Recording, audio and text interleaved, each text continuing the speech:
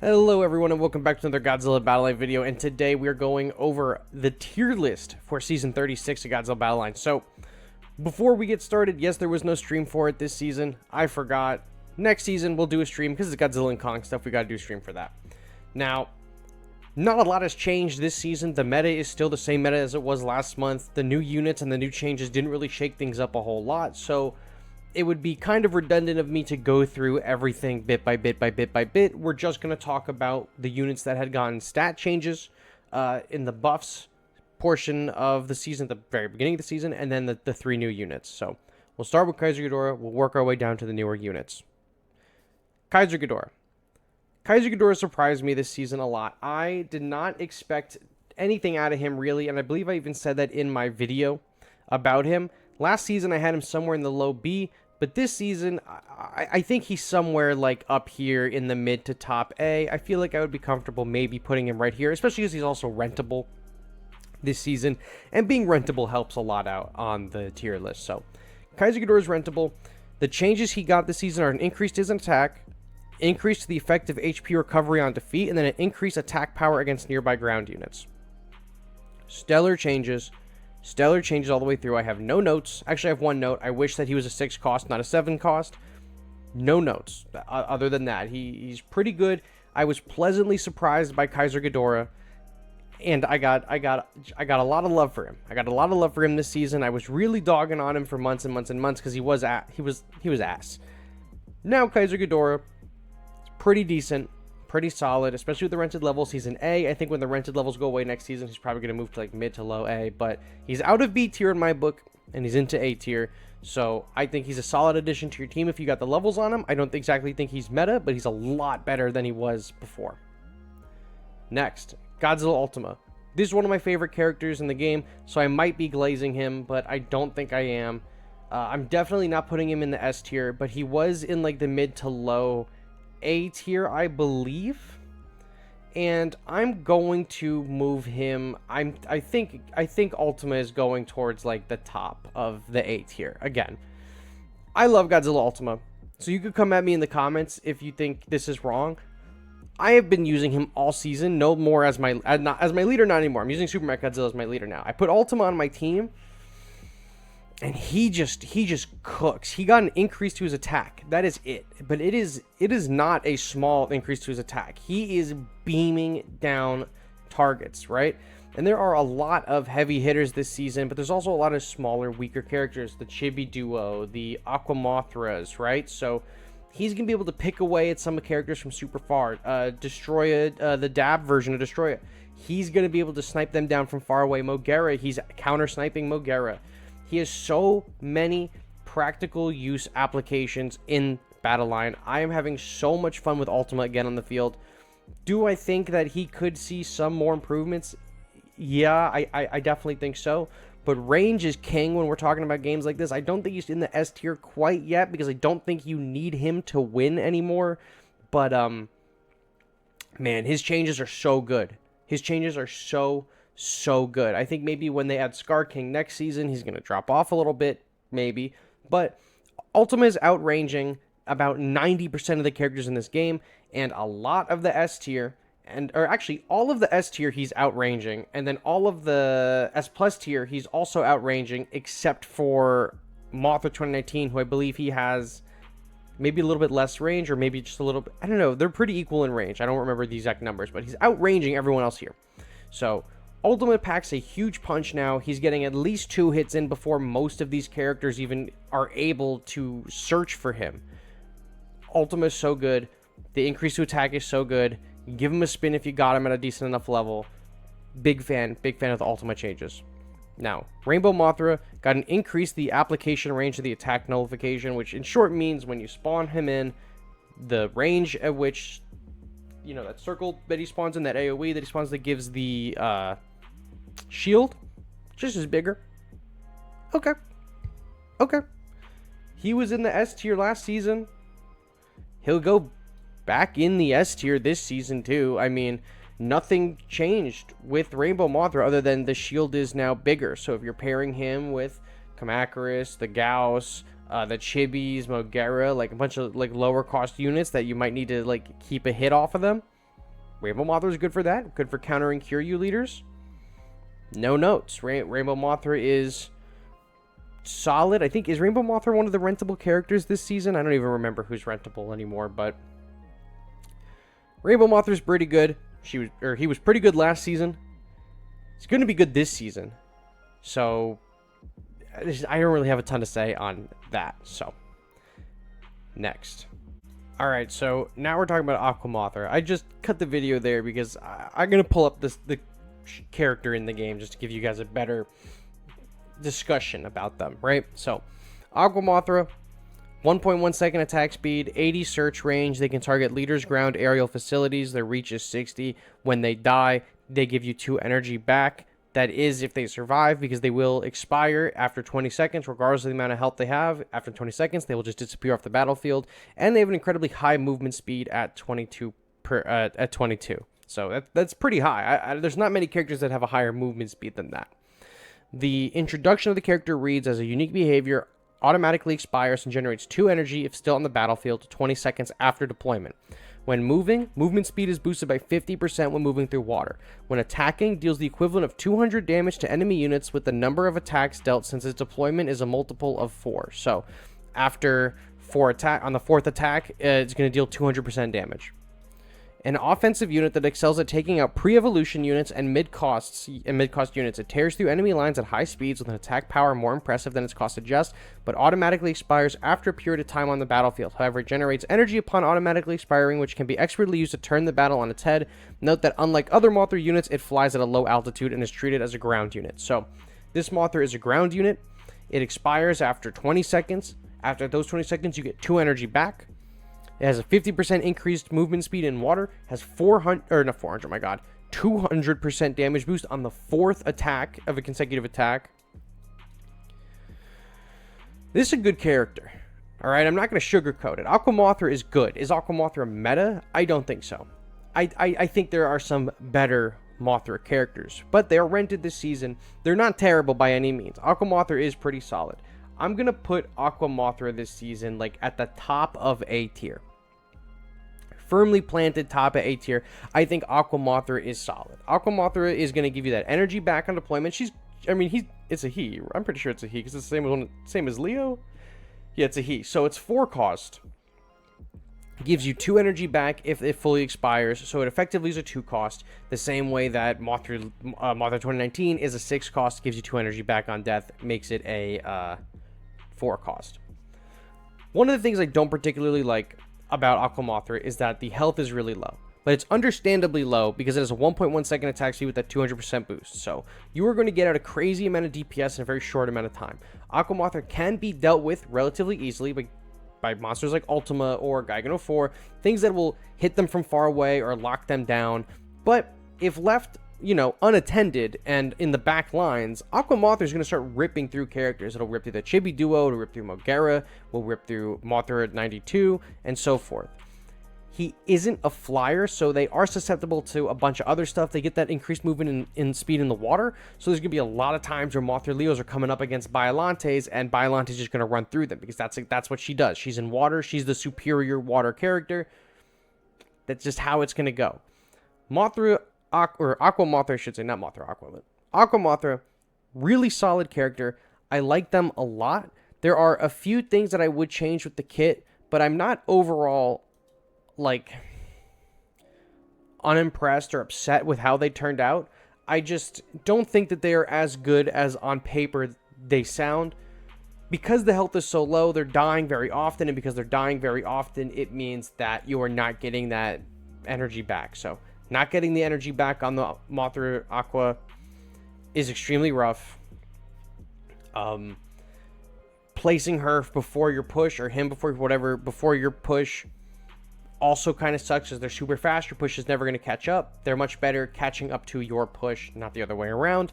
I like them a lot. I use them a lot in the beginning of the season. I kind of dropped them once I wanted to go back to my style of play from last season. But I have not really a ton bad to say about them. If you have high levels on Aqua Mothra, your new player, whatever, feel free to use them the next season. Pretty good, just slot in character, just plug and play, really simple. There's no crazy gimmick that we have to play around. It's not like what's his name, Ginza, where you have to play around Ginza because he's not going to move, or Zeton's not going to move, or like Godzilla Earth is super expensive and super slow, and you kind of have to like push around him. Like, very simple, plug and play. I like it a lot. All right, so I gotta say about that. Next, it's Godzilla 2002. Now, my opinions on Godzilla 2002 and Godzilla 2003 might be a little unpopular, but I will try to rank them as fairly as possible. So, Godzilla 2002 has a search range of 75, a reach of 50, movement speed of 12, and it can hit leader, ground, and facilities. Okay, so we're going to go over him and the other Godzilla, but we're gonna read the introduction of them, and it mentions both of them. So we're gonna is the introduction different for both of them? Oh, I guess so. Okay, cool. So I don't have to do that. Never mind. Ignore me. We're just gonna read the introduction. So for Godzilla 2002, it evolves into Godzilla 2003 after dying twice in battle. On deployment, a heat ray gauge is displayed above the HP gauge. The heat ray gauge fills over time until it reaches its maximum level after 7 seconds, upon which it will execute its ranged heat ray attack, dealing 3 successive attacks and knockback. Following the heat ray attack, the empty gauge will begin to fill again. The heat ray attack is unavailable in assault mode. Unique behavior. Enters assault mode after moving for 1.5 seconds on the battlefield, increasing its movement speed by 250%. Deals 165% of its attack power as assault damage to an enemy unit it attacks when in assault mode. So when it hits them, like King Keizer or Mothra Leo. An offensive unit that races ahead to take down the enemy's front line in assault mode. In addition to its powerful attacks in assault mode, it can execute a heat ray attack when its gauge is full to send enemy units flying with knockback, setting itself up for another rampage. While its fast movement speed is a great advantage, it does preclude it from advancing alongside allied units. This is another monster that is difficult to get in a push with your characters. It is one that you want to put behind a push, not leading the push. Now, yes, the kit is really good on paper. It's got knockback. It's got the gauge. It'll hit 3 successive times. It hits for big damage. I get it. In the right hands, Godzilla 2002 is extremely capable. I unfortunately do not believe that he is like any better than Mothra Leo. Personal bias aside, I mean, I'll put him like here. I think he's probably right behind like Waka or Keizer. I think that's probably fair because it's the first form. We're not even on the second form yet, which is objectively better. But I have not seen a single one of these the whole season where I'm like, oh man, they're using Godzilla 2003. What am I going to do? How am I going to get around this? I just drop the Chibi duo, or I drop Gigan 04 and it's over. They can't hit flying. Neither the 2002 or 2003 can hit flying on purpose. They can hit flying on accident when they use the heat ray attack, but they're not going to seek out flyers. They're not going to go after my Mothra 92. They're not going to go after my Shinden. They're not going to go after Mothra 2019. They're not going to go after any of the Ghidorahs. They're not going to go after Mogera when Mogera's in the air. So it leaves them wide open to attack. Like, not being able to defend yourself from air is really detrimental. Not saying that there's a lot of heavy air meta stuff going on right now in the game, but there are some pretty good units in the air. And not being able to hit them for that high damage, that's a problem. That is a big problem. So that is one that they experience. They experience it well because my Mothra 92 has eaten alive more of these things than I can count. Gigan 04 stops them dead in their tracks. The Chibi Duo stops them dead in the tracks with the stun on Mechagodzilla. But even if they miss the stun and he hits one of them, say Godzilla 2002 runs into Godzilla, the Chibi Godzilla. If he doesn't kill Chibi Godzilla immediately, right? Either way, this is going to happen. Mechagodzilla's going to proc his taunt, and it's going to drive that Godzilla 2002 away. He's going to go do his charge again, but now he's distracted again. If he hits the Mechagodzilla and kills him and doesn't kill Chibi Godzilla's going to revive him. If you put the Kamacuras in front of Godzilla 2002, he's going to run into the Kamacuras and they're going to stop him, either the Swarm or otherwise, or destroy a Swarm.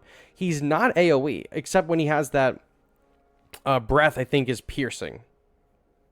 It's easy to it's easy to stop these Godzillas. It is so ridiculously easy to stop them.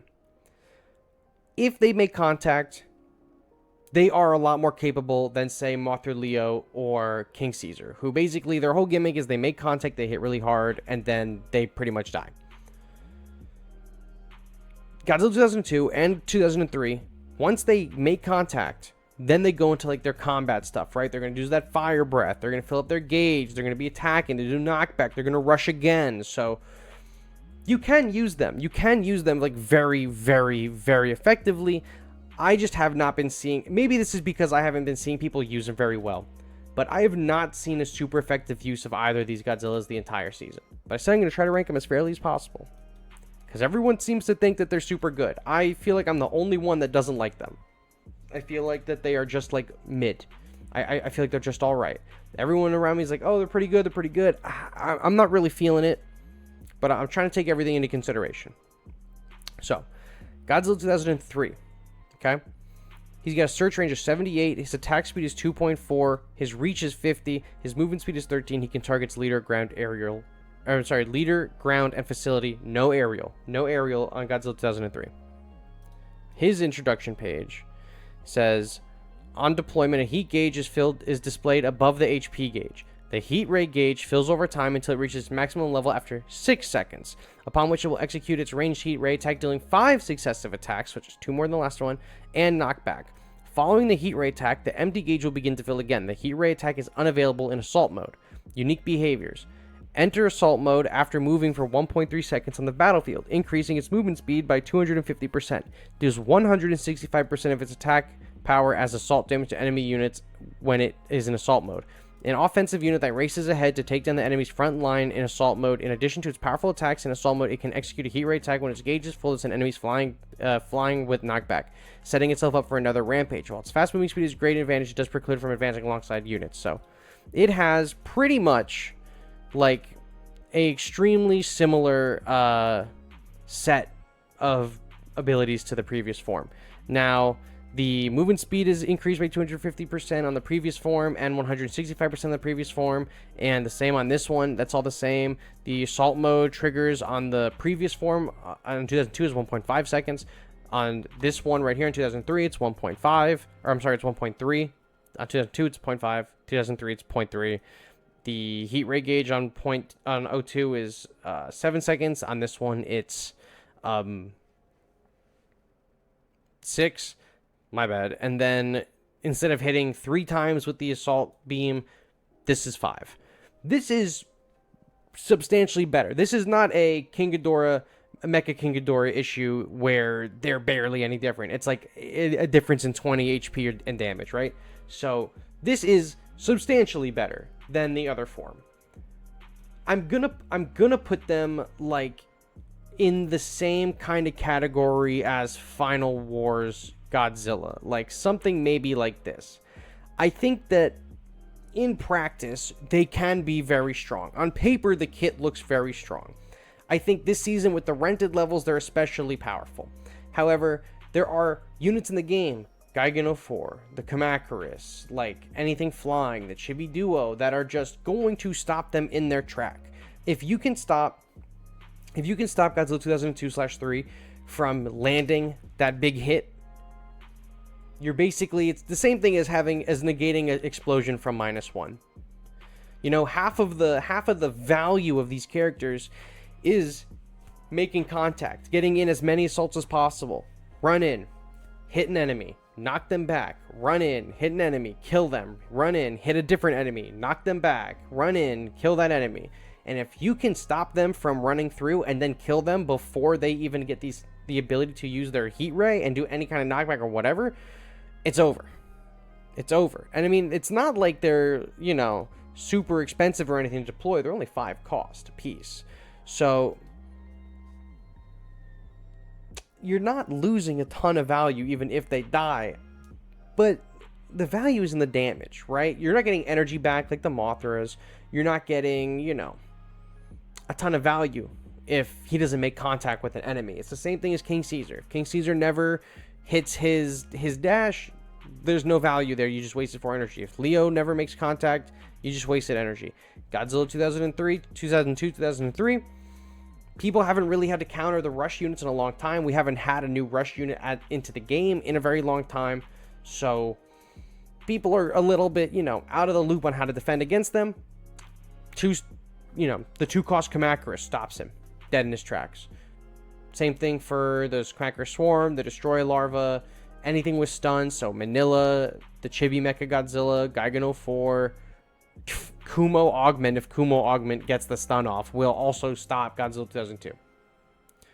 So he can hit flying, and he's incredibly easy to stop. I am adverse to putting him in the S tier. I want to put him in the top of A or top mid A. I don't really like either of these characters, but if you get that hit on, he's going to be very strong. I think with the rented levels this season, it warrants putting them into the S tier. I think next season I'll probably move them down into the A.